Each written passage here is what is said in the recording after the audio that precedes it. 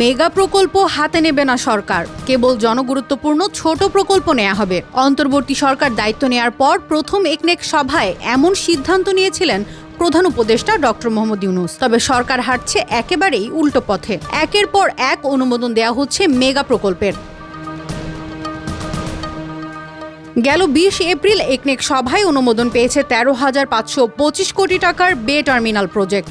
বঙ্গোপসাগরের পার ঘেঁষা হালি শহরের পাশে বিশাল এই বে টার্মিনাল নির্মাণ হচ্ছে। প্রকল্পটি বাস্তবায়নে কেবল বিশ্বব্যাংকের কাছ থেকেই ঋণ নেওয়া হচ্ছে 9,333 কোটি টাকা। বাকি অর্থায়ন আসবে সরকারি তহবিল থেকে।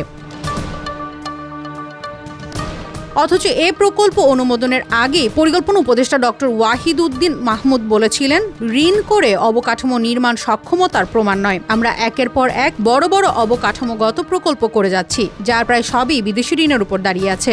আগামী 2-3 বছরের মধ্যে ঋণ ফেরত দিতে হবে বছরে অন্তত $5 বিলিয়ন করে। আমরা যদি ভবিষ্যতে আরও ঋণ নিতে থাকি তাহলে ঋণ পরিশোধের পরিমাণও বেড়ে যাবে।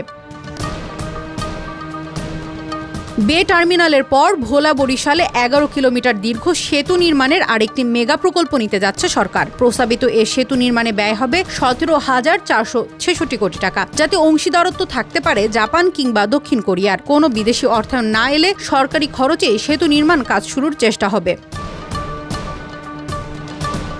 এ সেতু ছাড়া ভাঙা বরিশাল পটুয়াখালী সড়কটি 4 লেন করা হবে। এতে খরচ হবে 1,867 কোটি টাকা। 11,560 কোটি টাকা ব্যয়ে চট্টগ্রামের কালুরঘাটে রেল এবং সড়ক সেতু নির্মাণ উদ্বোধন করেছেন প্রধান উপদেষ্টা। এছাড়া 4,068 কোটি টাকার মোংলা বন্দরের উন্নয়ন, 3,921 কোটি টাকার চট্টগ্রাম পানি সরবরাহ উন্নয়ন সহ বেশ কিছু প্রকল্প অনুমোদন দিয়েছে অন্তর্বর্তী সরকার।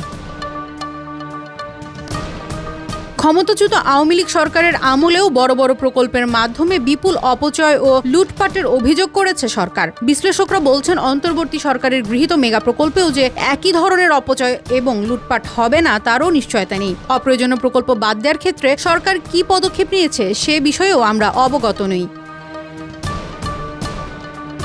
তিনি বলেন, যেসব মেগা প্রকল্প সরকার হাতে নিচ্ছে এবং প্রস্তাব করছে তার বাস্তবায়ন তো এ সরকারের মেয়াদকালে হবে না। তাহলে কেন এই প্রকল্পগুলো তারা নিচ্ছে তা বোধগম্য নয়। সরকারের বড় প্রকল্পগুলোকে দূরদর্শী পরিকল্পনার অংশ বলে অভিহিত করেছেন পরিকল্পনা উপদেষ্টা। তিনি বলেন, মোটামুটিভাবে আমরা মেগা প্রকল্প হাতে নিচ্ছি না, আরো অনেক মেগা প্রকল্প ছিল সেগুলো নিচ্ছি না। নতুন মেগা প্রকল্প যেগুলোর কথা বলা হচ্ছে, দূরদর্শী 2-1টা প্রকল্প হাতে নেওয়া হয়েছে।